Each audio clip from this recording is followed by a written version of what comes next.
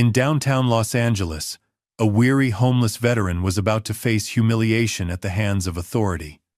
A quiet meal on the corner of 7th and Main turned deadly when an arrogant young cop decided to make an example of him in front of a restless crowd.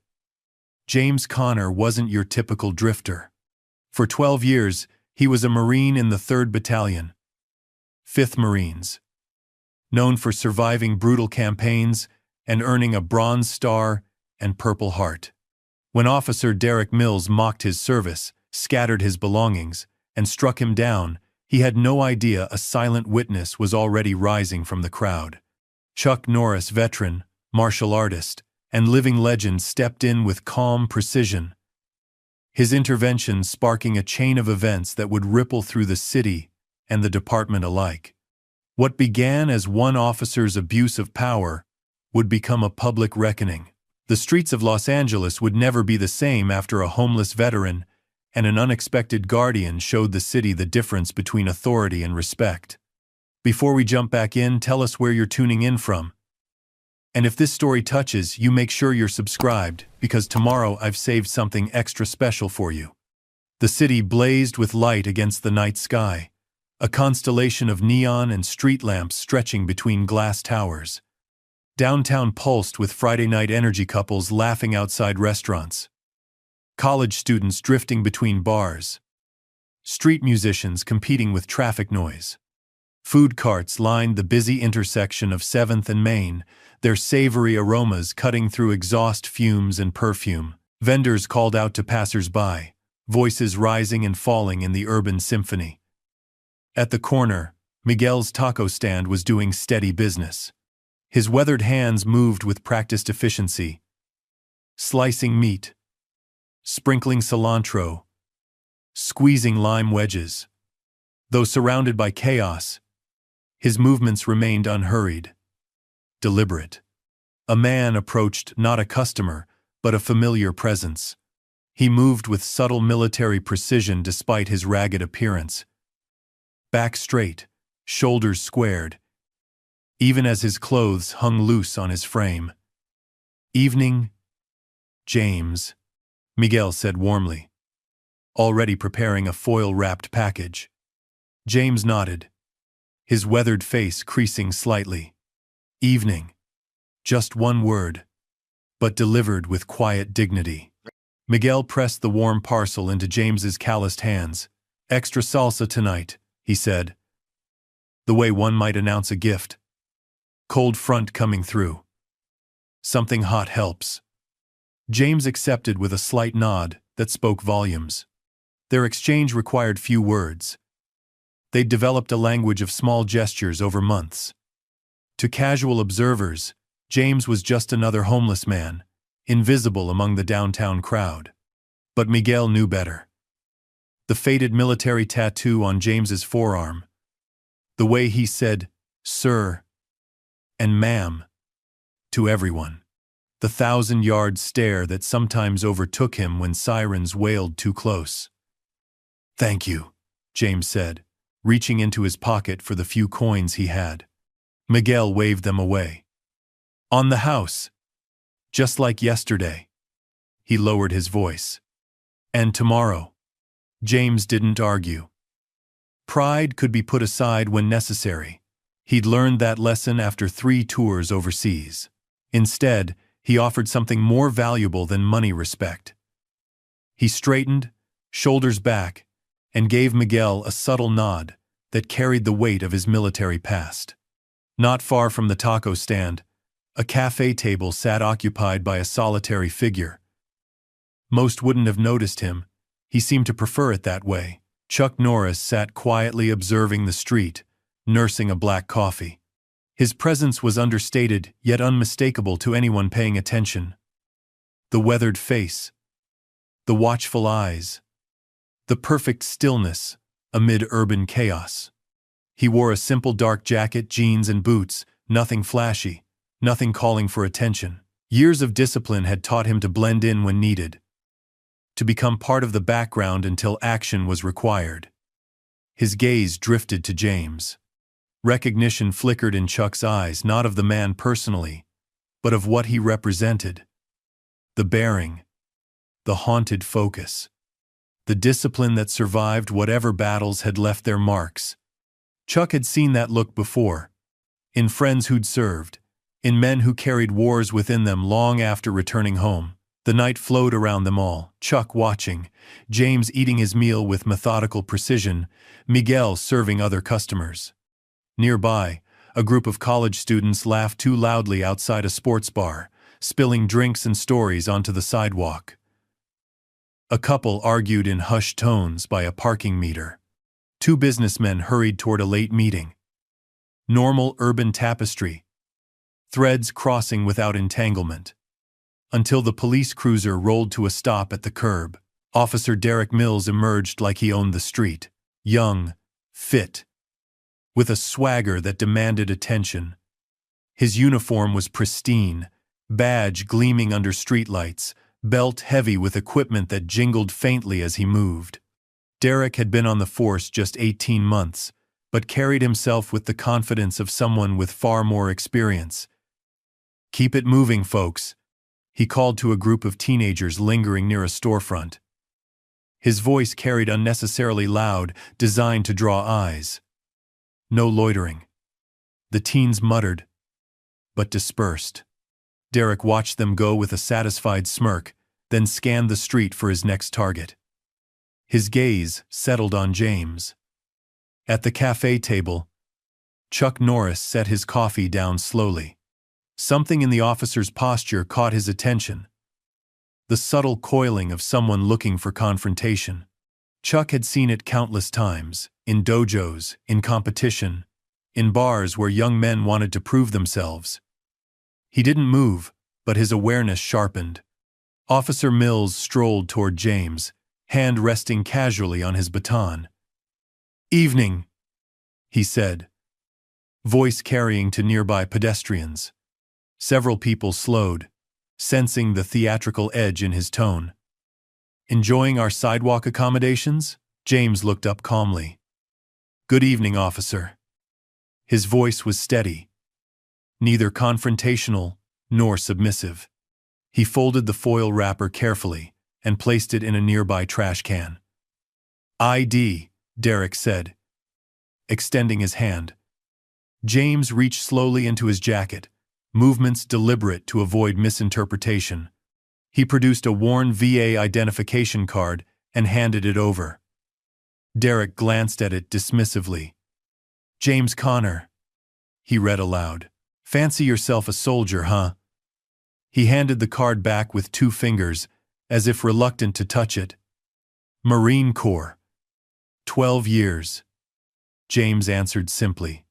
No embellishment, no challenge. "Well, Marine," Derek emphasized the word with subtle mockery. "You know the rules about camping in the business district." He gestured vaguely at James's weathered backpack resting against the wall. "Not camping, sir. Just having a meal." James's voice remained even, eyes forward. Miguel stepped from behind his cart. "He's a customer," he offered. "Paid for his food like anyone else." The lie about payment came easily. A small shield of dignity. Officer Mills turned his attention to Miguel. "Health department know you're serving the homeless population, amigo?" The last word dripped with insinuation. Miguel's jaw tightened, but he kept his voice level. "I serve anyone hungry, officer." The crowd around them had grown, drawn by the rising tension. Some watched with uncomfortable fascination. Others pretended not to notice while stealing glances. A few openly recorded with their phones. The gathering audience seemed to energize Officer Mills. He straightened, voice projecting further. "Public safety concern," he announced, as if addressing the onlookers rather than James. "We've had complaints about aggressive panhandling." "I haven't asked anyone for anything," James said, still seated. "Stand up when I'm talking to you." Derek's voice hardened. James complied smoothly, the military discipline evident in his movement. Even with stooped shoulders and worn clothes, he carried himself with quiet dignity. He stood a few inches taller than the officer, a fact that seemed to irritate Derek further. "Think you're intimidating me?" Derek stepped closer, invading James's space. "No, sir." James kept his hands visible, his posture non-threatening. Chuck Norris set his empty cup down, eyes never leaving the escalating scene. His expression remained neutral, but something hardened in his gaze. Around him, cafe patrons whispered, a few pointing their phones toward the confrontation.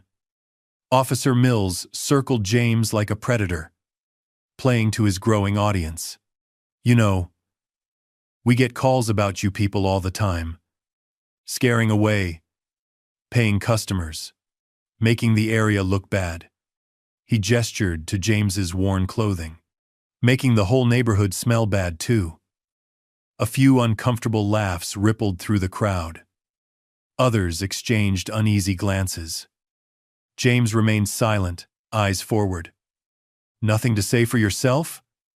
Derek pressed, stepping closer. "Cat got your tongue, soldier?" "Nothing to say, sir," James replied evenly. The officer's face flushed slightly. He'd expected fear, anger, something he could escalate against. James's calm seemed to frustrate him more than defiance would have. "Empty your pockets!"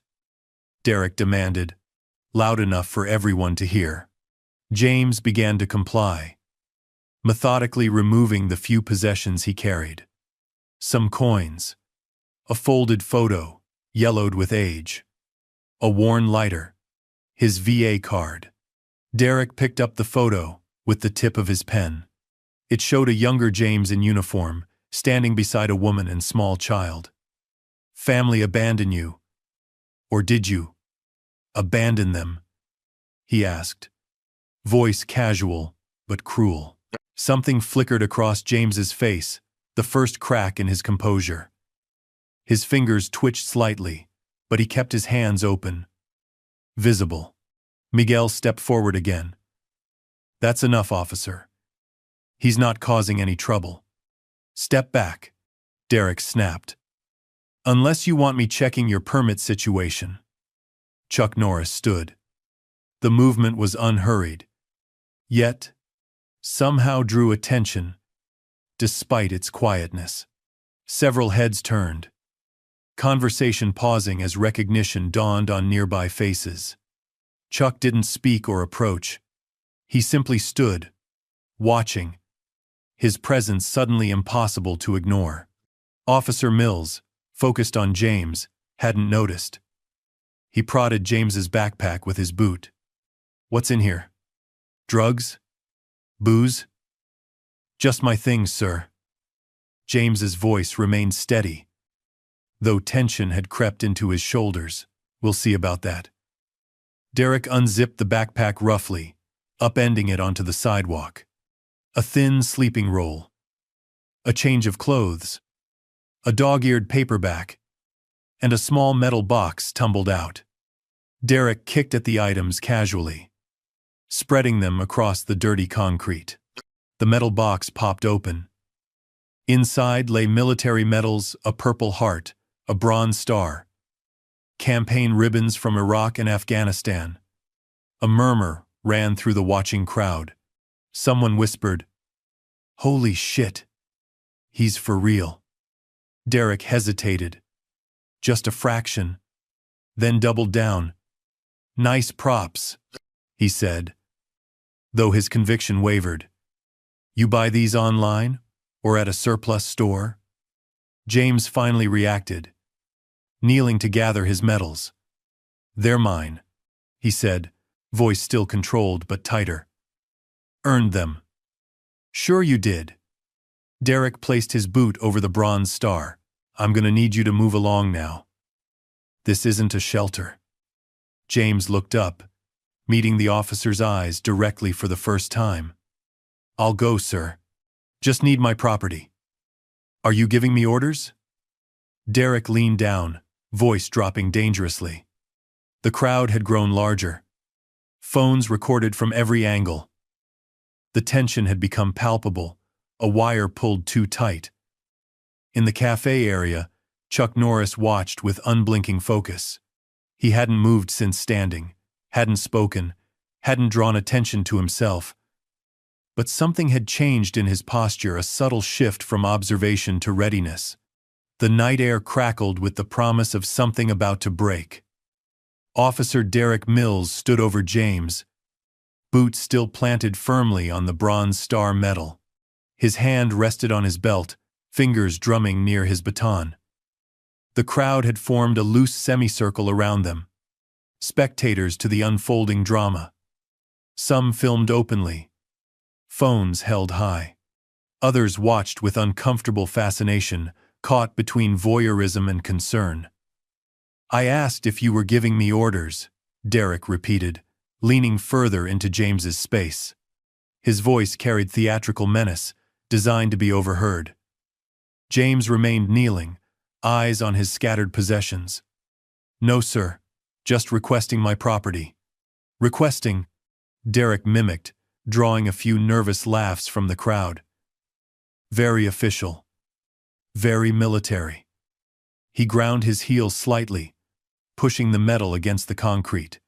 Something tightened in James's jaw, a nearly imperceptible flex of muscle, but his hands remained open at his sides, not clenched, not threatening, just waiting with the patient endurance of a man accustomed to weathering storms.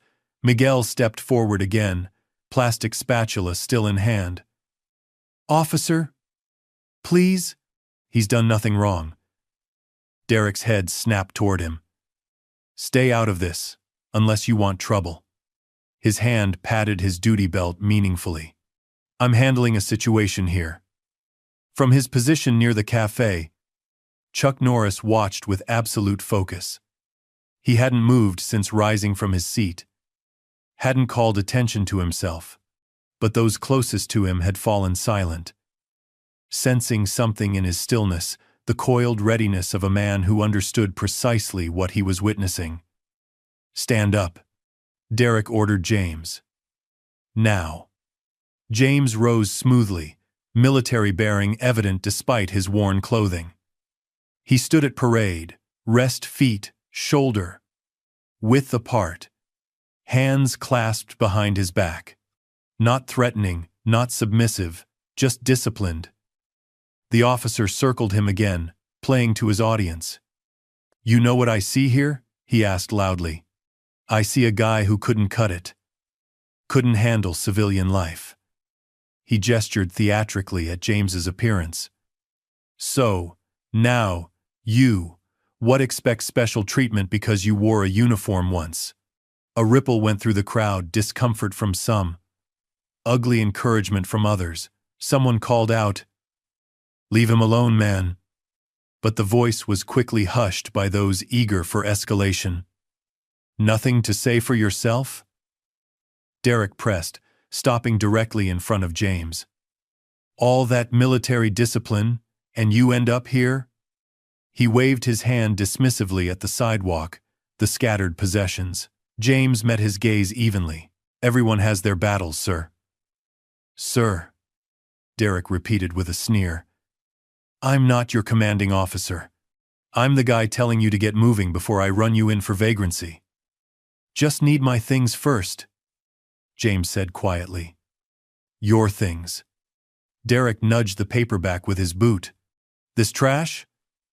"My property," James corrected, a hint of firmness entering his voice. Derek's expression hardened. He stepped closer, using his authority like a weapon. "You giving me attitude now, soldier boy?" James didn't back away. "No attitude, officer. Just stating facts." The crowd had grown. Office workers leaving late shifts paused to watch. Bar patrons spilled out, drinks in hand. The street corner had become an impromptu theater, with Derek center stage and James his unwilling co-star. "Facts," Derek said, drawing out the word. "Here's a fact. I decide who stays and who goes on my beat." He pressed a finger against James's chest. "And you're going." James looked down at the finger, then back up at Derek's face. He didn't speak. But something in his gaze, steady, unintimidated, seemed to further agitate the officer. Derek shoved him. Not hard enough to knock him down, but enough to force him back a step. "You deaf?" I said, "Move." James regained his balance easily. "My possessions, sir." "Then I'll go." "Your possessions?"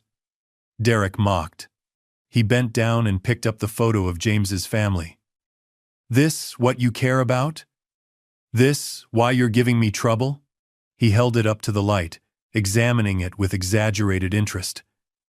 "Pretty lady. She leave you when you came back all messed up in the head?" James's composure flickered. A muscle jumped in his jaw. "Hit a nerve, did I?" Derek grinned, sensing weakness.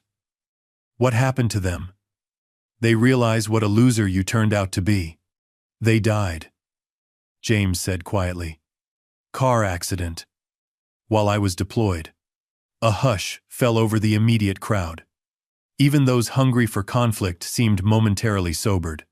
Derek hesitated, then doubled down. "Convenient story."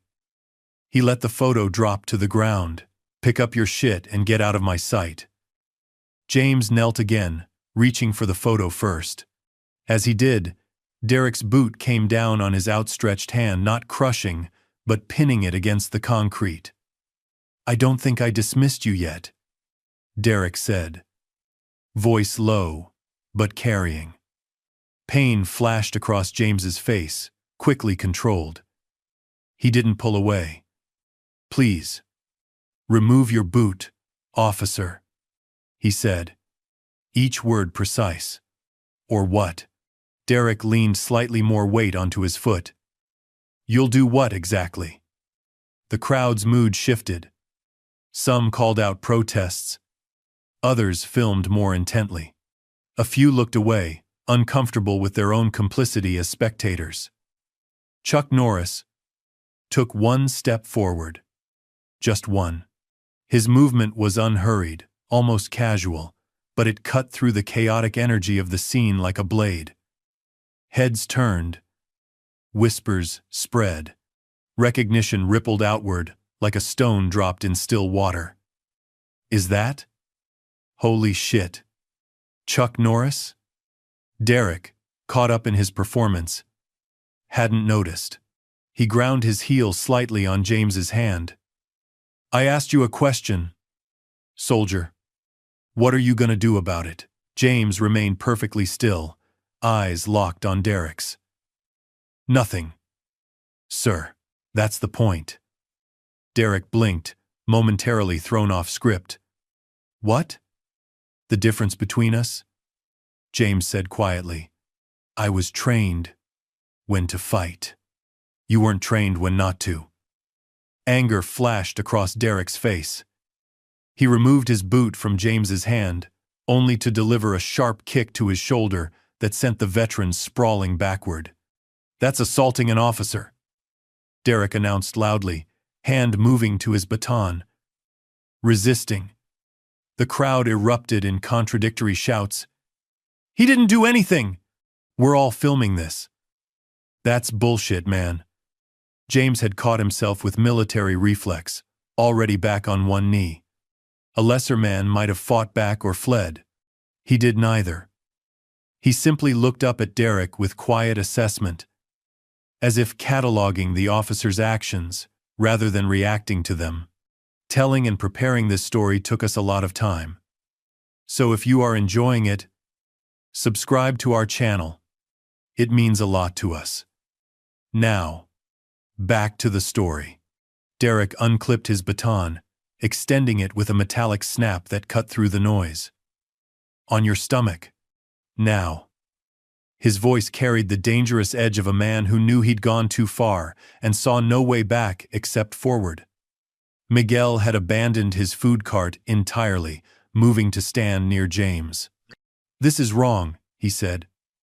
"Everyone can see it." "Back off," Derek snapped. "Unless you want to join him." He gestured with the baton. "Last warning." On the ground. James slowly raised his hands to shoulder height. non-threatening, but not submissive either. "Officer," he said calmly, "you might want to reconsider." "Threatening me now?" Derek's voice rose, playing to the crowd again. "That's it." He swung the baton in a short, vicious arc.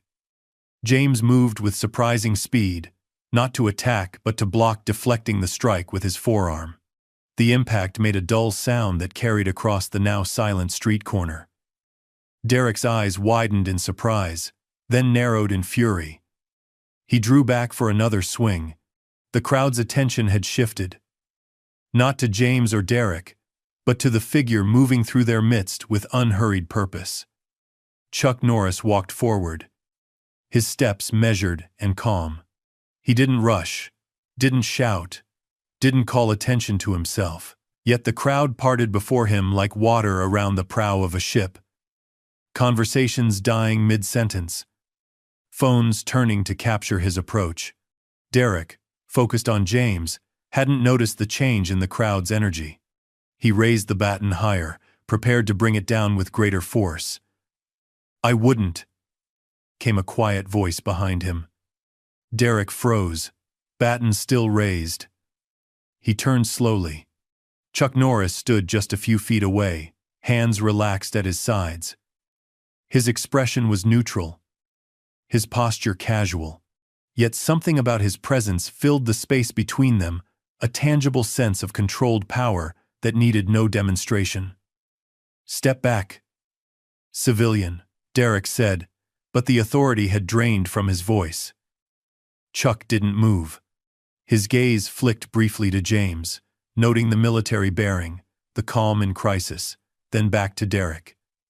"The man asked for his property," he said simply. The crowd had gone completely silent now. Phones recorded from every angle. The street corner had become a stage, and every person present knew they were witnessing something extraordinary. Derek's eyes widened as recognition dawned. "You're," he began. "Just a concerned citizen," Chuck finished for him. "Who thinks you might be overstepping?" Derek swallowed visibly. Baton still raised but now trembling slightly. "This is police business," he said, voice strained for authority. "You need to step back." Chuck's expression didn't change. "So do you," he replied quietly. Those 3 words carried more weight than a shouted command. They hung in the air between them, not a threat but a simple, undeniable truth. Derek glanced around, suddenly aware of the sea of phones recording his every move, the utter silence of the crowd, the growing realization of his position. His options had narrowed to a pinpoint. Chuck remained perfectly still, his gaze steady. He hadn't raised his voice, hadn't made any threatening moves, yet his presence alone had shifted the entire dynamic of the confrontation. "Your call, officer," Chuck said calmly. "But right now, everyone's watching." The night seemed suspended. In that moment, the officer frozen with baton half raised, Chuck Norris standing unmoving before him, James still kneeling amid his scattered possessions. The crowd held its collective breath, sensing the weight of what was unfolding. Officer Derek Mills lowered his baton slowly, not in surrender but in calculation. His eyes darted between Chuck, the surrounding phones recording his every move, and James. The swagger that had carried him into this confrontation was faltering, but his pride wouldn't let him simply walk away. This man, Derek gestured toward James with forced confidence, was causing a disturbance. "I'm doing my job." Chuck's expression remained unchanged. "Was he?" he asked simply. Just 2 words, but they carried the weight of every recording device pointed their way. Every witness who had seen the truth. Derek's mouth tightened. "You don't have all the facts," he insisted, voice hardening to mask his uncertainty. "I saw enough," Chuck replied, his tone neither argumentative nor aggressive, just matter of fact. James had remained silent, watching the exchange with the careful assessment of a man accustomed to evaluating threats. Now he spoke, his voice steady. "Officer, I'll collect my things and move on. No need for this to escalate further." The reasonableness of the statement seemed to irritate Derek more than defiance would have. It highlighted the unnecessary aggression of his own actions. He turned back to James, seeking to reassert control. "You'll move when I say you can move," he snapped, gesturing with the baton. Chuck took one step closer. Nothing dramatic or threatening, just a single, deliberate step that somehow commanded the entire space. "The man has a right to his property," he said quietly. Derek's eyes flicked to Chuck, then back to James. Sweat had begun to bead along his hairline despite the cool evening air. "Fine," he said tersely. "Get your stuff and clear out. You've got 30 seconds. James began gathering his scattered possessions with dignified efficiency. His movements were hampered by what appeared to be a stiffness in his right shoulder. Not from Derek's kick, but an older injury carried with the stoic endurance of chronic pain. Chuck noticed. His gaze tracked from James's shoulder to the Purple Heart medal still lying on the pavement, making a connection that wasn't lost on the watching crowd. Miguel moved forward, kneeling to help James. "Let me," he said quietly, collecting the fallen books and clothing. Derek watched them with barely contained frustration, fingers flexing around his baton. His authority was slipping away with each passing second, eroded by the silent presence of the man standing calmly before him. "You know," Derek said to Chuck, searching for firmer ground, "interfering with police business is a crime." Chuck met his gaze steadily. "So is abuse of power," he replied, voice low enough that only Derek and those closest could hear. Derek flinched as if struck. "You threatening me?" "Just stating facts," Chuck said, echoing James's earlier words. "Like the fact that there are about 30 people filming this right now." Derek's gaze swept the crowd, taking in the forest of phones pointed in his direction. The realization seemed to settle on him like a physical weight how this would look to his superiors, on social media, to the department, his face flushed with a volatile mixture of embarrassment and anger. "You have no idea what we deal with out here," he said, loud enough for the crowd to hear, attempting to reclaim the narrative. "The junkies. The crazies. You think you can judge from your Hollywood bubble?" Chuck didn't react to the provocation. "Not judging anyone," he said calmly. "Just suggesting there might be a better way to handle this particular situation." His measured response seemed to frustrate Derek more than any argument would have. The officer turned back to James, who had nearly finished collecting his belongings with Miguel's help. "Time's up," Derek announced, stepping forward. "I said 30 seconds. James looked up, medals now safely back in their metal case. "Almost done, officer." "Now means now," Derek insisted, the forced authority in his voice betraying his desperation to regain control of the situation. Chuck hadn't moved, but something changed in his posture, a subtle shift from observation to readiness. It wasn't anything as obvious as a fighting stance, just a redistribution of weight, a slight change in the angle of his shoulders. To most, it would have been imperceptible. To anyone trained in combat, it was unmistakable. Derek sensed it. His step faltered. He glanced at Chuck, then quickly away, like someone who'd accidentally looked directly at the sundae. "Just hurry it up," he muttered, backing down without wanting to appear as if he was. James closed his backpack and rose to his feet with military precision. He stood straight despite the weight of his possessions and years of hardship. "Thank you for your patience, officer," he said without irony or sarcasm. The simple dignity of the statement hung in the air. Several people in the crowd exchanged glances, silent conversations passing between them about what they were witnessing. Chuck's gaze never left Derek. watching him with the calm assessment of someone who had faced far more dangerous men in far more dangerous situations. He didn't need to speak. His presence alone was enough to maintain the fragile balance of the moment. Derek's radio crackled to life, breaking the tension. A dispatcher's voice called his unit number, requesting a status update.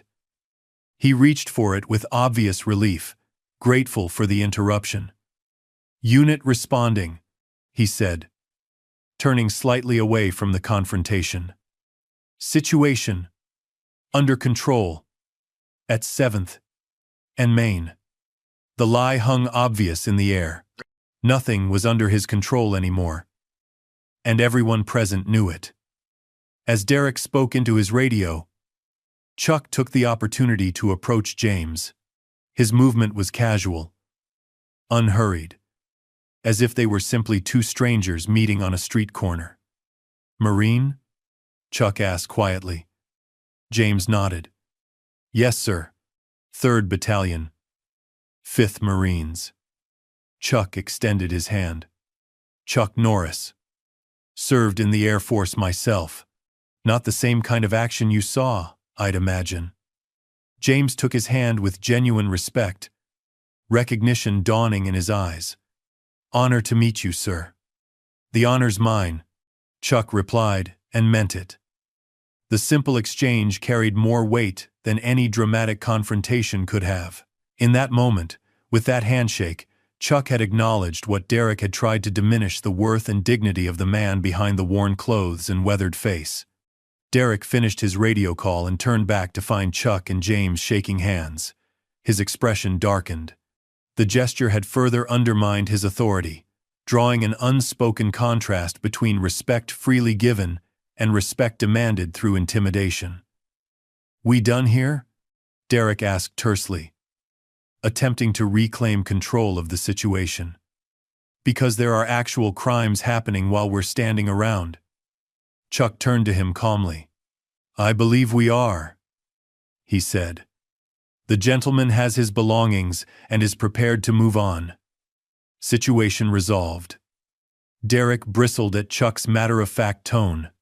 "I don't need civilians telling me how to do my job." "No," Chuck agreed mildly. "You don't." The simple response carried layers of meaning: acknowledgement that good police work didn't need intervention, implicit criticism that this situation had required it, and the unspoken reality that Derek's job tonight had veered far from its proper course. Derek seemed to search for a response, found none that wouldn't further damage his position, and settled for a dismissive gesture. "Clear the area," he said to James. "Don't let me find you here again." James shouldered his backpack with quiet dignity. "Understood, officer." Miguel stepped forward. "He can come with me. I'm closing up anyway, heading back to the kitchen. He can help me clean up, earn a hot meal."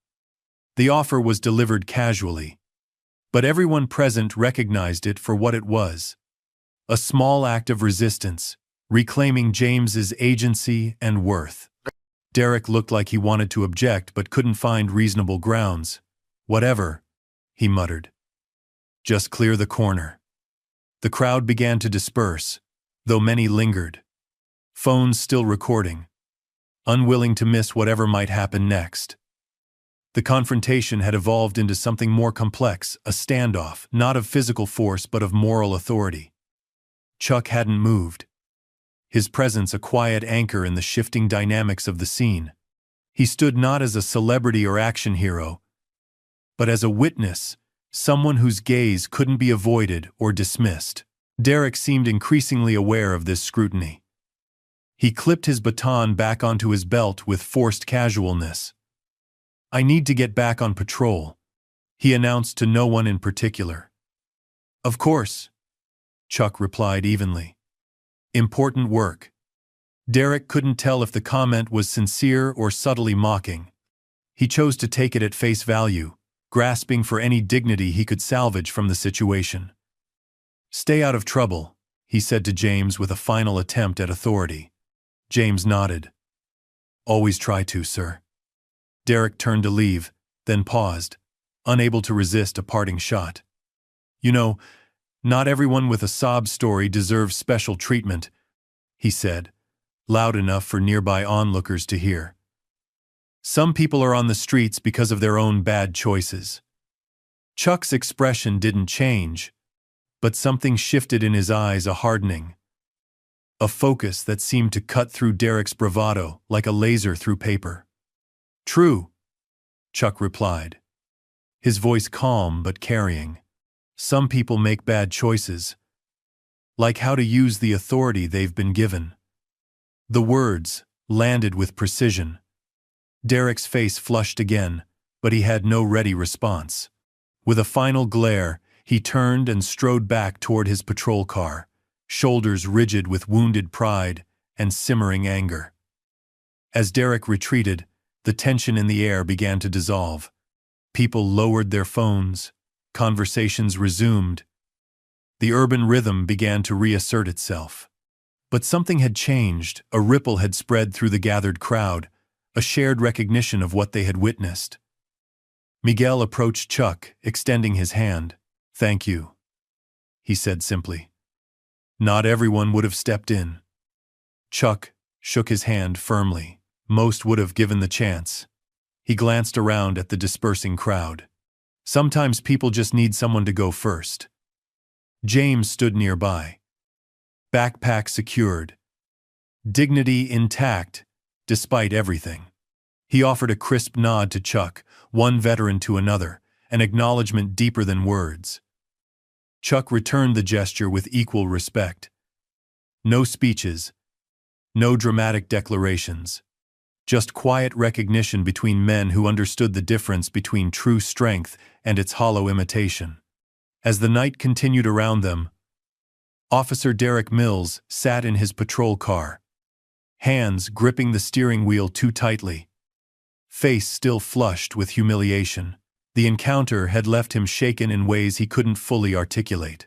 He stared through the windshield at Chuck Norris still standing on the corner, wondering how a man who had barely raised his voice, who hadn't thrown a single punch, who had made no explicit threats, had so completely dismantled his authority. The answer hovered just beyond his grasp. A lesson he wasn't yet ready to learn. Officer Derek Mills sat in his patrol car, engine idling, interior lights casting harsh shadows across his face. His fingers drummed an agitated rhythm against the steering wheel as he watched the scene through his windshield. The humiliation burned like acid in his stomach. Chuck Norris still standing there, people still filming. His authority undermined with barely a word spoken. It wasn't supposed to go this way. He was the law here. The uniform, the badge, the gun. Derek reached for his radio, then hesitated. What would he say? That he'd been stopped from roughing up a homeless vet by Chuck Norris? That wouldn't play well back at the station. His fellow officers would never let him hear the end of it. No. He needed to handle this himself. Restore his reputation. Show everyone watching that he wasn't someone to be dismissed. With sudden decision, Derek shoved the car door open and stepped back onto the sidewalk. He adjusted his belt, squared his shoulders, and strode purposefully back toward the group. On the corner, Miguel was closing his food cart, securing lids, and wiping down surfaces. James helped him, movements efficient despite his obvious weariness. Chuck stood nearby, engaged in quiet conversation with both men. The dynamic between them was relaxed, respectful. Three men simply talking as equals. The contrast with Derek's earlier approach couldn't have been more stark. "Excuse me," Derek called, voice carrying over the ambient street noise. "We're not finished here." Chuck turned unhurriedly, expression revealing nothing. The same couldn't be said for the crowd. Those who had begun to disperse now stopped, phones rising again in anticipation. "Officer," Chuck acknowledged with a slight nod. "Something else we can help you with?" The "we" wasn't lost on Derek. Chuck had aligned himself with James and Miguel, drawing a line that Derek stood outside of. It further fueled his anger.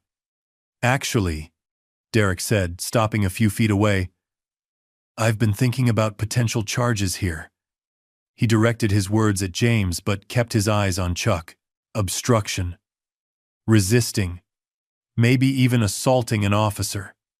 James stood perfectly still, his expression composed despite the baseless accusations. Miguel's hand tightened around his cleaning rag, but he remained silent. Chuck studied Derek with the calm assessment of someone who had faced far more dangerous situations. Interesting approach, he said quietly. Especially with all these witnesses. He gestured subtly at the phone still recording. And their videos of what actually happened. Derek's jaw tightened. Video can be misleading. Doesn't show everything. Shows enough. Chuck replied simply. The two men stood facing each other, separated by only a few feet of concrete but worlds of difference in their understanding of power. Derek, who saw authority as something to be wielded and displayed. Chuck, who carried true power so comfortably he never needed to prove it. You know, Derek said, voice rising for the benefit of onlookers. I respect what you did in your movies, but this is real life, real streets, real problems. He gestured dismissively at James. You don't know this guy. Don't know what he's capable of. Chuck's expression remained unchanged. I know enough, he said. Yeah? What's that? Derek challenged. That he had the discipline not to fight back when he could have. Chuck answered. His voice was even, conversational, but it carried to everyone listening. Takes more strength to show restraint than to throw the first punch. A murmur of agreement rippled through the watching crowd. Someone called out, "Truth." Others nodded. Phones still recording every word. Derek felt the ground shifting beneath him again, his narrative being dismantled without Chuck ever raising his voice or making an aggressive move. It was maddening. He was used to controlling situations through intimidation, through the threat of force. But Chuck offered no resistance to push against. No aggression to justify escalation. Listen, Derek said, stepping closer, frustration seeping into his voice. You might be some big shot in Hollywood, but out here, I'm the authority. You don't get to waltz in and undermine an officer doing his job. Chuck regarded him steadily. Is that what you were doing? Your job? The simple question hung in the air. Several onlookers exchanged glances, the contrast between Derek's actions and true police work laid bare. Derek's face flushed. You challenging me? Just asking a question, Chuck replied mildly. Derek's hand drifted toward his belt, not to his weapon but to his baton, a movement born of frustration rather than genuine threat assessment. You need to back off, he said. This isn't your business. Chuck didn't move, didn't flinch, didn't even blink. When someone abuses their authority in public, he said calmly, it becomes everyone's business. The words struck like precision munitions, devastating in their accuracy. Derek felt his face grow hotter, his control slipping further. He had entered this confrontation expecting to reassert his dominance, to put Chuck Norris in his place. Instead, with each exchange, his position weakened. You don't know what you're talking about, Derek snapped, voice rising. You don't know what we deal with out here every day. The junkies, the crazies, the criminals. I was one of them, James interrupted quietly. All eyes turned to him. He stood straight, backpack over one shoulder, dignity intact, despite everything. Not a criminal, he clarified. But when I first came back, after losing my family, I was broken. PTSD. Couldn't hold down a job. Couldn't sleep without nightmares. Turned to the bottle. He spoke without self-pity, simply stating facts. Could have ended up on drugs too. Almost did. But I had brothers who pulled me back. Other vets who wouldn't let me fall that far. He looked directly at Derek. Not everyone gets that chance, officer. Not everyone has someone step in when they're at their lowest. The simple honesty of his words changed the air around them. Even some of those who had been enjoying the spectacle of conflict looked uncomfortable now, confronted with the humanity they had been treating as entertainment. Derek seemed momentarily at a loss, his rehearsed script of authority disrupted by genuine human experience. He recovered quickly, though, doubling down rather than reconsidering. Sad story, he said dismissively. Doesn't change the law. Doesn't change the fact that you're loitering in a business district after being told to move on. Actually, Miguel interjected, he's not loitering. He's helping me close up. He works for me now. He gestured to James, who was still holding a cleaning rag. Just hired him. The improvised employment might have been transparent to everyone present, but it created a legal shield that Derek couldn't easily brush aside. That's right, added a voice from the crowd. A woman stepped forward, well-dressed, professional, radiating confidence. And after he's done there, I'd like to speak with him about a veterans support program I'm involved with. She handed James a business card. We have transitional housing, counseling, job placement. If you're interested.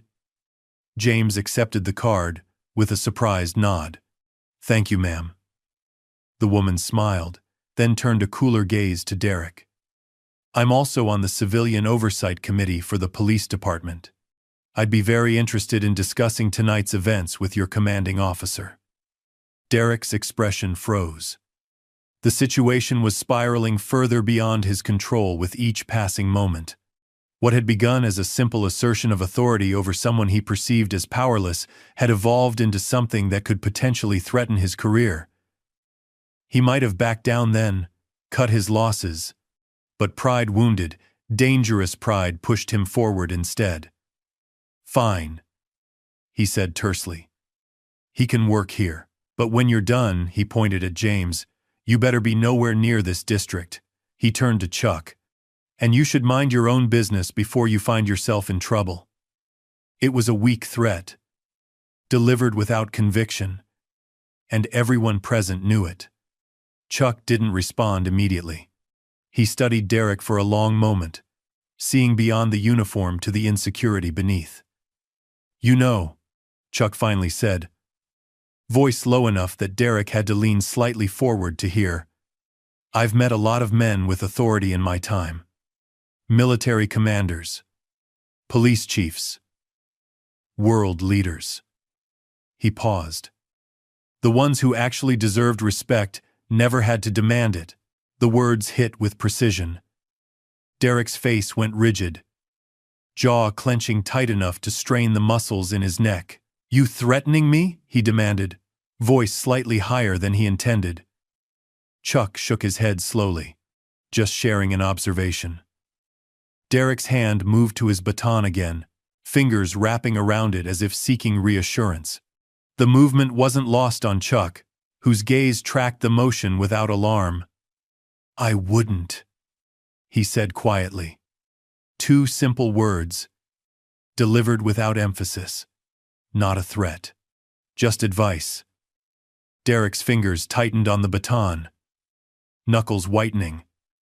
The moment balanced on a knife's edge. Every person watching held their breath, sensing the potential for things to escalate dramatically. Then, with deliberate control, Chuck shifted his weight slightly. The movement was subtle, nothing that could be construed as aggressive or threatening. Just a minor adjustment of balance, the kind of movement martial artists make when centering themselves. But to Derek, who had spent his career using physical intimidation, the message was unmistakable. Chuck Norris didn't need to make threats, didn't need to posture or boast. His confidence came from knowing exactly what he was capable of. The realization seemed to deflate Derek slightly. His hand dropped from the baton. This isn't over.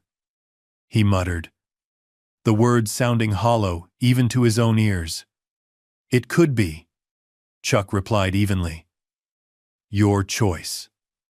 Derek looked around at the sea of recording phones. The woman from the oversight committee. The witnesses who had seen everything. The weight of consequence settled on him not just for tonight, but potentially for his career. With a final glare that tried and failed to mask his retreat, Derek stepped back. Clear this area when you're done, he said, attempting to salvage some authority. Then he turned and walked stiffly back to his patrol car. The crowd watched him go, a few clapping softly, others murmuring among themselves. As Derek climbed into his vehicle, James turned to Chuck. You didn't have to do that, he said quietly. But thank you. Chuck nodded. The simple acknowledgement between them carrying more weight than grand speeches could have. Marines, look out for their own, he said. So do the rest of us who served. Miguel closed the last compartment on his food cart. My cousin was a Marine, he said. Fallujah, 2004. He came back different. Takes him time to trust people now. James nodded in understanding. Hard to turn it off. The vigilance. That's why what you did matters even more, Chuck said. Having the discipline not to fight back when you had every right to. He glanced toward Derek's patrol car, still idling at the curb. That's the difference between having power and knowing when not to use it. The woman with the business card approached again. I meant what I said about the program, she told James. No pressure. But the offer's genuine. We have guys who've been where you are. They help run things now. James tucked the card carefully into his pocket. I appreciate it. Might take you up on that. As the conversation continued, Derek watched from his patrol car. Engine running, but going nowhere. The scene before him, the casual respect between Chuck and James, the community forming around them, the natural authority that came from character rather than a badge, was a lesson he wasn't yet ready to learn. But the seeds had been planted, and as he finally put the car in drive and pulled away from the curb, the contrast between the power he had tried to wield and the strength he had witnessed lingered in his mind like an echo he couldn't silence. Derek's patrol car circled the block once, then twice. His hands gripped the steering wheel too tightly, knuckles white against the black leather. The humiliation burned in his chest, in his throat, behind his eyes. The faces of the crowd swam in his vision, their phones recording, their expressions shifting from fear to something worse. Pity. And at the center of it all, Chuck Norris. Standing there, calm, unruffled, making him look like a fool, with barely a word spoken. Derek had joined the force 3 years ago, with clear ideas about respect, about authority, about his place in the world. The uniform, the badge, the gun they were supposed to give him what he'd never had growing up. Power. The ability to make people listen, to make them show respect. But tonight, all of that had been stripped away by a man who hadn't raised his voice, hadn't thrown a punch, hadn't even made an explicit threat. It wasn't right. It wasn't fair. The radio crackled. His sergeant's voice cut through the static. Mills. What's your 20? Derek stared at the radio for a long moment before answering. Still. At 7th and Main, he said. Handling a situation. A pause then. We're getting calls about some kind of disturbance there. Something about a celebrity? What's going on? Derek swallowed hard. Nothing I can't handle, Sarge. Just wrapping it up now. Another pause, longer this time. Make sure you do, Mills. Clean and by the book. We don't need any complications tonight. Copy that, Derek replied, setting the radio down. Clean and by the book. But it was too late for that. It had been from the moment he'd decided to make an example of James. from the moment Chuck Norris had stepped in. From the moment Derek had chosen to come back instead of driving away when he had the chance, he made a third circuit of the block, mind racing. He couldn't just leave it like this. Couldn't let them think they'd won. Couldn't face the station tomorrow with this hanging over him. The cop who got shut down by Chuck Norris. The video that would inevitably go viral. He needed to finish this. On his terms. Back at the corner, the scene had evolved. Miguel's food cart was now closed, utensils cleaned, and surfaces wiped down. James had helped him pack everything away, working with the efficient precision of someone accustomed to maintaining equipment. Chuck stood nearby, engaged in conversation with both men and the woman who had offered James the veterans program information. Most of the crowd had dispersed, though a few lingerers remained, some still recording, others simply watching the aftermath of the confrontation. The energy had shifted from tense anticipation to something almost communal, strangers connected by their shared witness to something meaningful. Derek pulled his patrol car to the curb once more, lights flashing but sirens silent. He stepped out with deliberate authority, adjusting his belt, squaring his shoulders. This time would be different. This time he would regain control. "Thought I told you to clear the area," he called, striding toward the group. All eyes turned to him. The conversation stopped. The relaxed atmosphere tensed again, like a wire pulled taut. Chuck turned unhurriedly, his expression revealing nothing but calm assessment. "We were just finishing up," he said. "Well, finish faster," Derek snapped. He gestured at the remaining onlookers. "This isn't a social gathering. It's a public thoroughfare." Miguel had begun pushing his cart toward a nearby alley where his truck was parked. "We're going," he said. "No trouble." Derek ignored him, focusing on James instead. I told you to clear out of this district." James stood his ground, backpack over his shoulder. "I'm helping Miguel load his equipment, officer. Then I'll be on my way." "On your way where exactly?" Derek pressed, voice sharp. "Another doorway? Another street corner? You think I don't know what happens as soon as I drive away?" The woman from the oversight committee stepped forward. "Actually, Mr. Connor will be coming with me to discuss the veterans program I mentioned. We have overnight accommodations available." Derek's eyes narrowed. Convenient timing. Sometimes, good timing is all someone needs, she replied evenly. Chuck had remained silent, watching the exchange with the careful assessment of someone who understood conflict resolution far better than Derek ever could. He stood slightly to the side, not inserting himself but clearly prepared if needed. Derek sensed it, the readiness beneath Chuck's calm exterior. It fueled his frustration, his need to reassert control over a situation that had slipped entirely from his grasp. "You know what?" Derek said, turning to Chuck. "I'm getting tired of civilians interfering with police business. And I'm getting tired of watching you harass this man," Chuck replied, voice still calm, but carrying a new firmness. "He's done nothing wrong. He's a veteran who served his country. He deserves better than this." Derek stepped closer, entering Chuck's personal space. "You don't get to decide that. I'm the law here." "The law," Chuck repeated quietly. "Not justice." The distinction hung in the air between them. Derek's face flushed deeper, the last threads of his professional control fraying dangerously. "Step back," he ordered, hand moving to his baton. Chuck didn't move. "Why? Am I threatening you in some way?" The simple question highlighted the absurdity of the situation. Derek, armed with gun, baton, taser, and the full authority of his badge, claiming to feel threatened by a man who stood perfectly still, hands at his sides.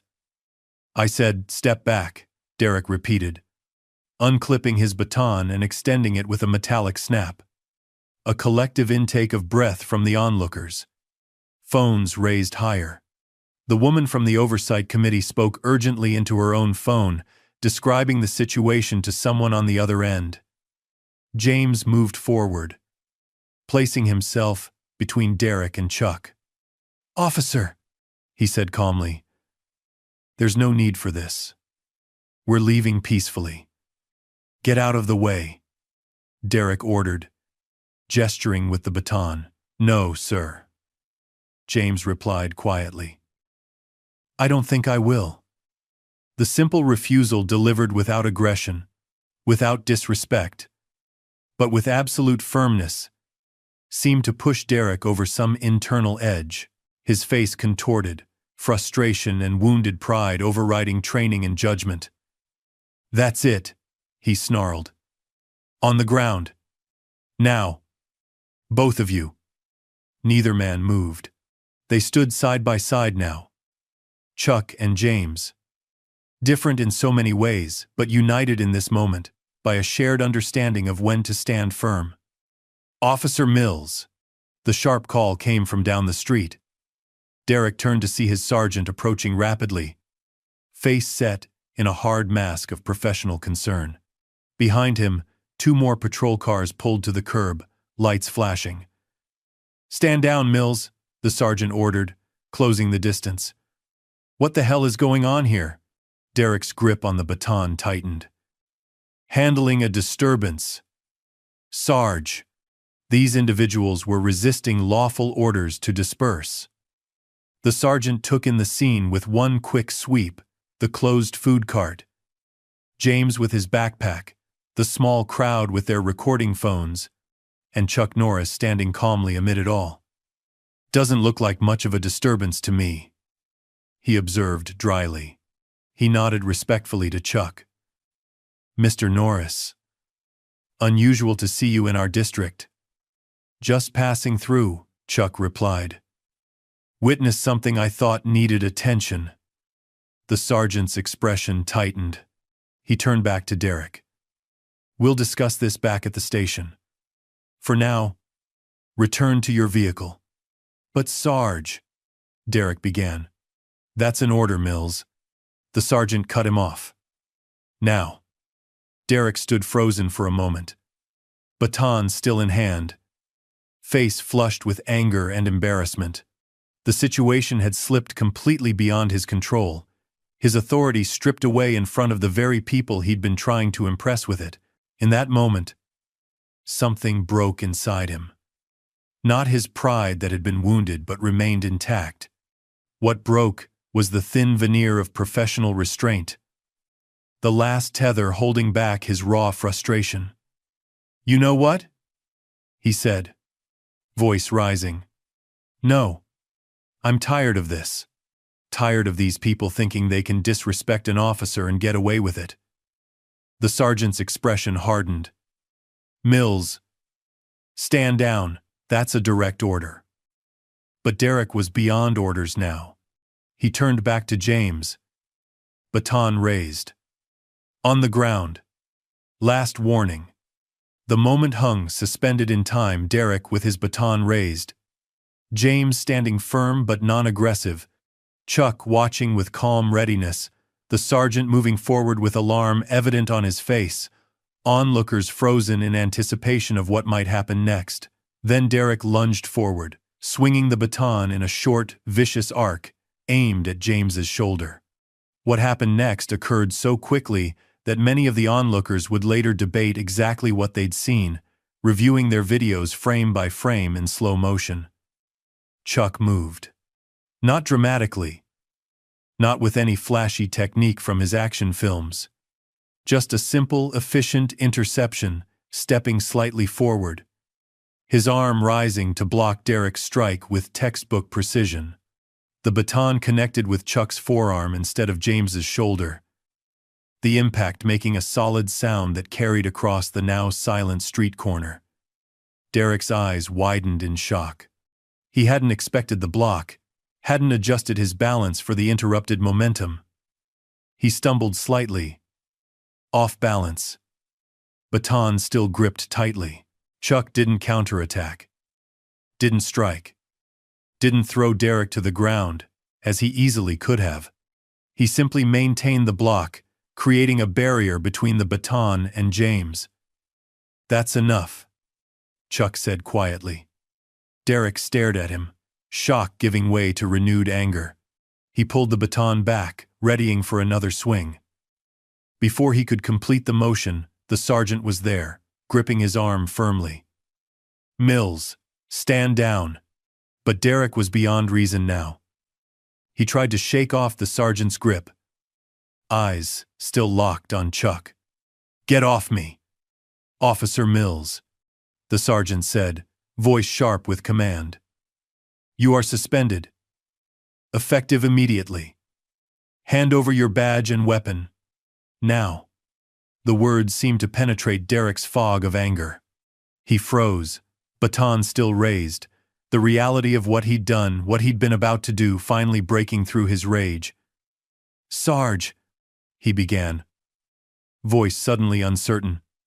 "I was just—" "Save it," the sergeant cut him off. "Badge and gun. Now."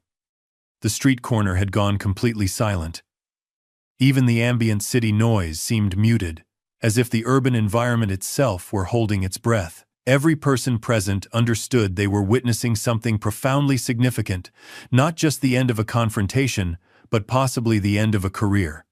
Derek lowered the baton slowly, the fight draining out of him like air from a punctured tire. With mechanical movements, he unclipped his badge, then his service weapon, handing both to the sergeant.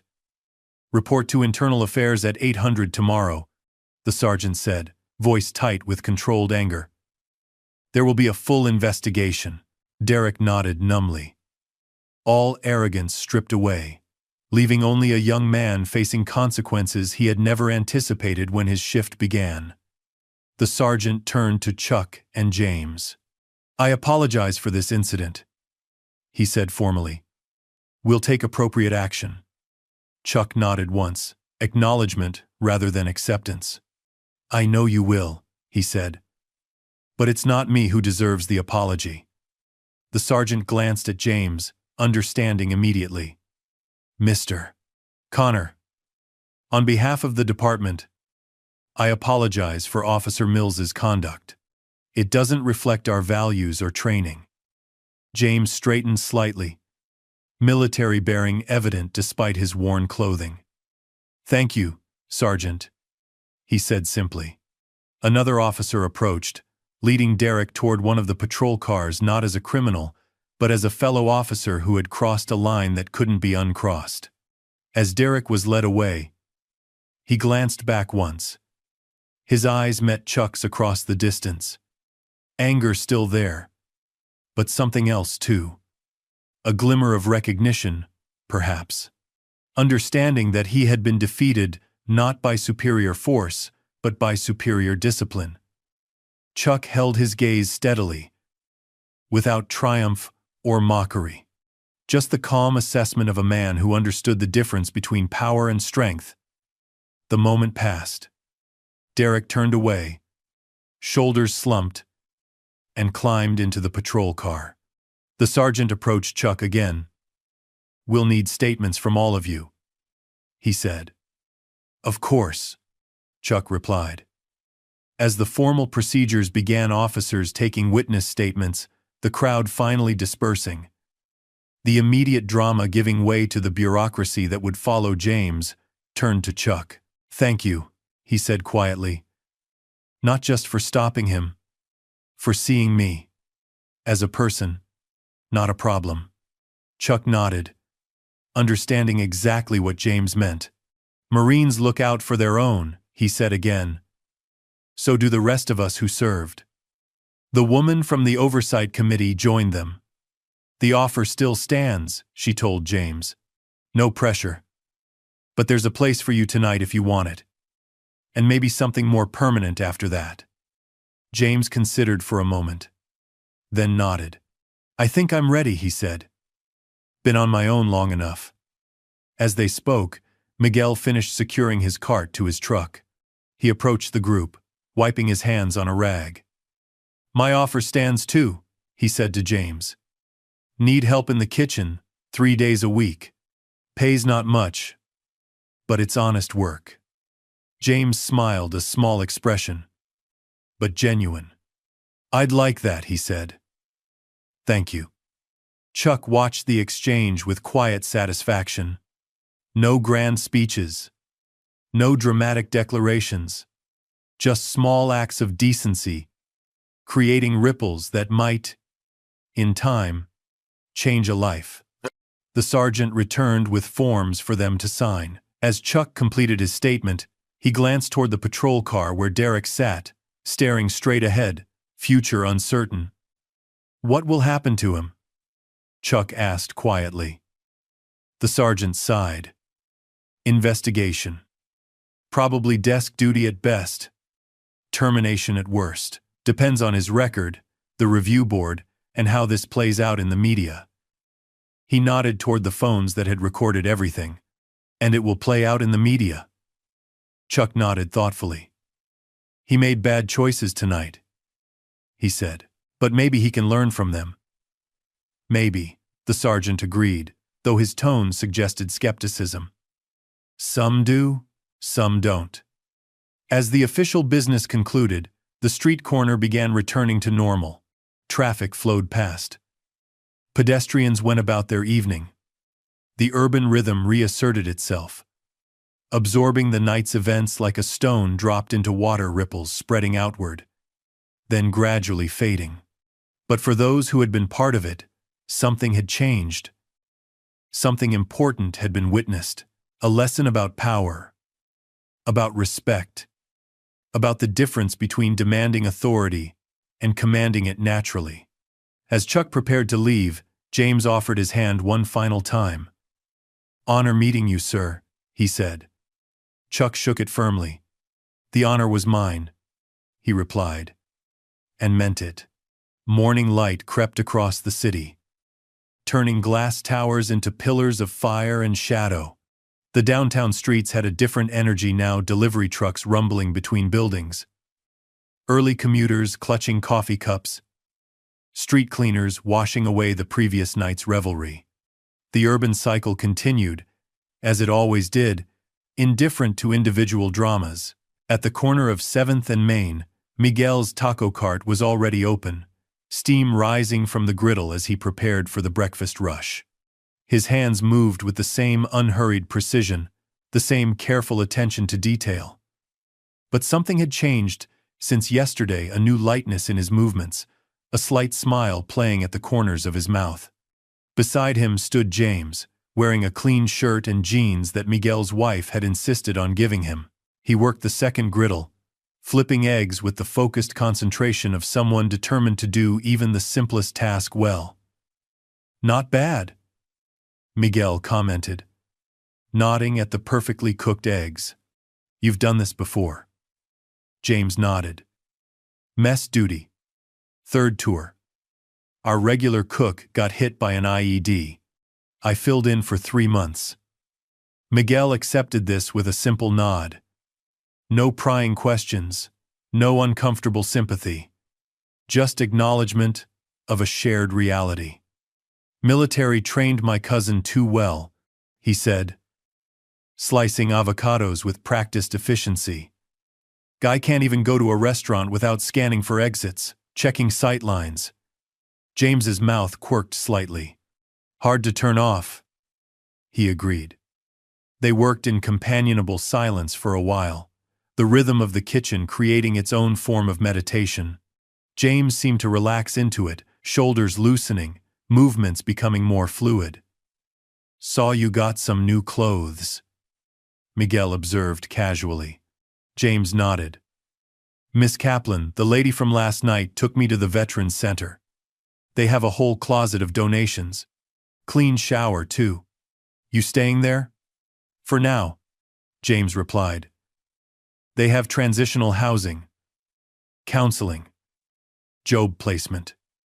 He flipped another egg, said I can work in their kitchen when I'm not here with you. Miguel smiled. Good. Between the two of us, we'll keep you too busy to get in trouble with any more cops.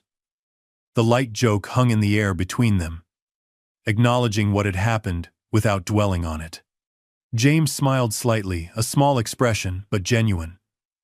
Across town, at the downtown police precinct, Sergeant Martinez sat opposite Officer Derek Mills in a small interview room. Neither man looked like they'd slept much. Derek's uniform was gone, replaced by civilian clothes that somehow made him look younger, more vulnerable. His eyes were red-rimmed, his posture a mixture of defensiveness and defeat.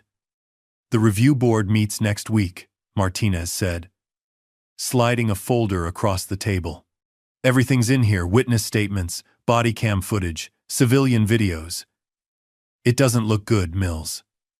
Derek stared at the folder without opening it. "Am I fired?" Martinez sighed heavily. "That's not my call.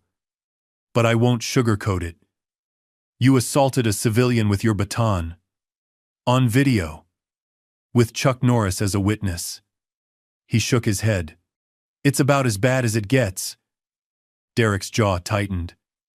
"He interfered with—" "Don't!" Martinez cut him off sharply. "Don't start with that. I've watched the videos, Mills. All of them. You weren't doing your job. You were bullying a homeless vet. Because you could. Because it made you feel big." Derek flinched as if struck. "That's not—" "It is," Martinez insisted. "And you know it." He leaned forward, voice lowering. "Why did you join the force, Mills? Really? Not the answer you gave in the academy. The real reason." Derek looked away, silent, for a long moment. When he finally spoke, his voice had lost its usual hardness. "Wanted respect," he admitted quietly. "Grew up with nothing. No money. No name. Nobody listened to me. Nobody saw me." His fingers traced invisible patterns on the table. "Thought the badge would change that." Martinez nodded slowly. "It does change things," he agreed. "Gives you authority. But respect?" He shook his head. "That's different. Has to be earned." "I know that," Derek muttered. "Do you?" Martinez challenged. "Because last night wasn't about earning respect. It was about demanding it. Forcing it.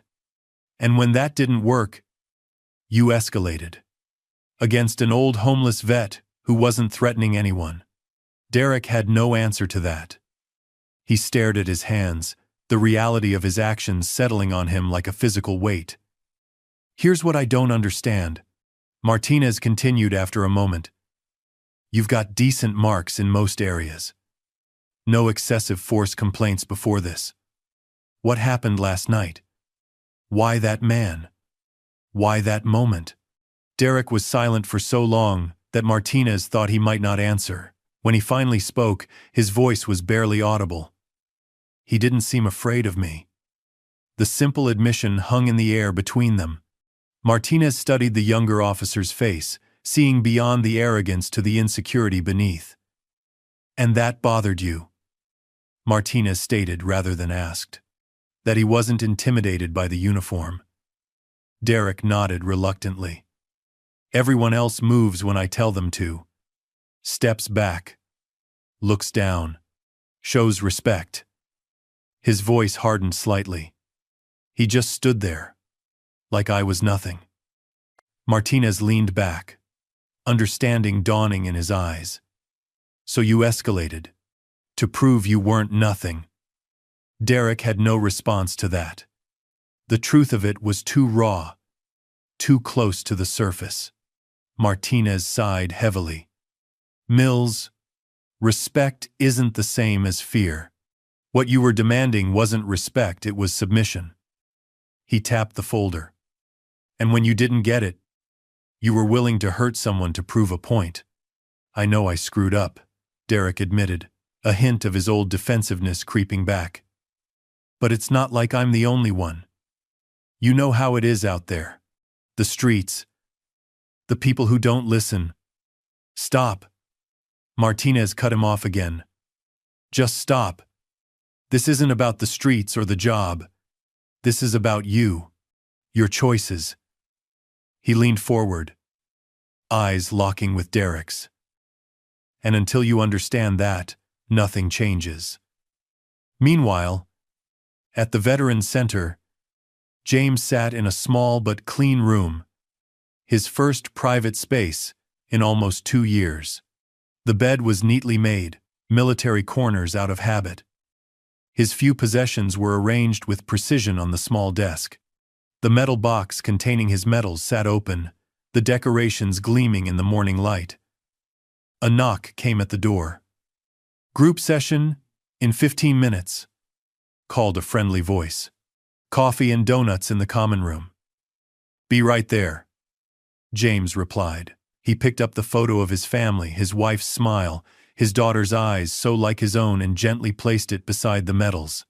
For the first time in a long while, he let himself really look at them, really remember, without the usual rush of pain forcing him to turn away. "Miss you both," he said quietly. "But I think maybe I'm finding my way back." He closed the metal box carefully, tucked the photo into his shirt pocket close to his heart, and stepped out into the hallway. Other veterans nodded to him as he passed, some clearly still struggling with their own battles, others further along the path to healing, all sharing an unspoken understanding of what it meant to serve, to suffer, to try to find a way forward. In the common room, a television played footage from the previous night, Chuck Norris standing calm and unmovable as Officer Mills faced him down. Several veterans had gathered to watch, their expressions a mixture of satisfaction and knowing recognition. "Man, that cop had no idea who he was messing with," one commented. "Not just physically," added another, older veteran. "Norris served too. Air Force. He gets it."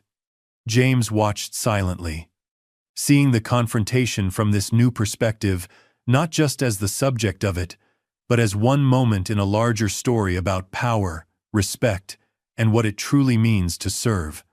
The center's director, a former Army captain who had lost a leg in Iraq, wheeled over to stand beside James. "Quite a night," she observed. "You okay?" James nodded slowly. "Getting there," he said. "First time in a while I've felt." He searched for the right word. "Visible." She nodded, in understanding. "That's how it starts," she said. "Being seen. Then remembering how to see yourself."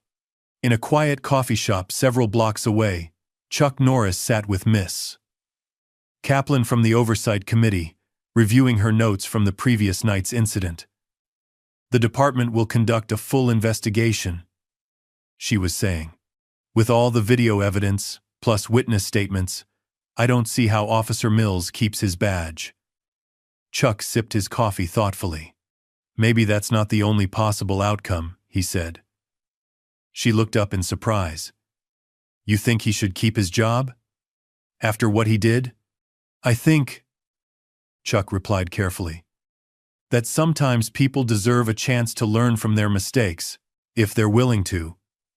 That's surprisingly forgiving, given what happened." Chuck shrugged slightly. "I've seen a lot of conflicts in my time. Some people fight because they're cruel, others fight because they're afraid." He set his cup down.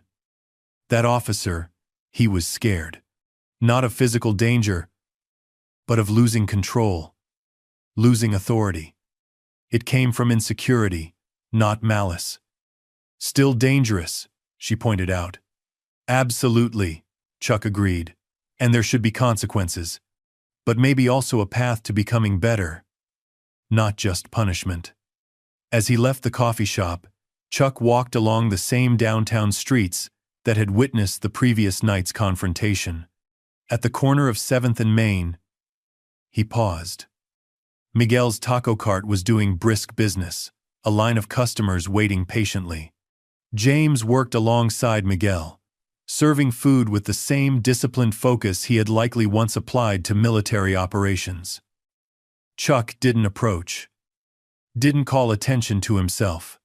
He simply watched for a moment, noting the straight line of James's shoulders, the purpose in his movements, the small but genuine smile as he handed a customer their order.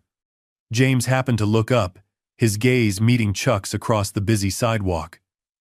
Recognition flashed in his eyes. He straightened slightly, offering a crisp nod, not subservience, but respect freely given between equals. Chuck returned the gesture with the same dignity, then continued on his way, blending back into the urban flow. No dramatic goodbyes, no inspirational speeches, just quiet acknowledgement between men who understood that true strength lay not in dominating others, but in standing firm when it mattered most. As Chuck walked away, his presence lingered in the lives he had touched. James finding his way back from the darkness, Miguel standing up for what was right despite the risk, Officer Derek Mills facing a reckoning with his understanding of authority, and countless witnesses carrying the memory of what they had seen.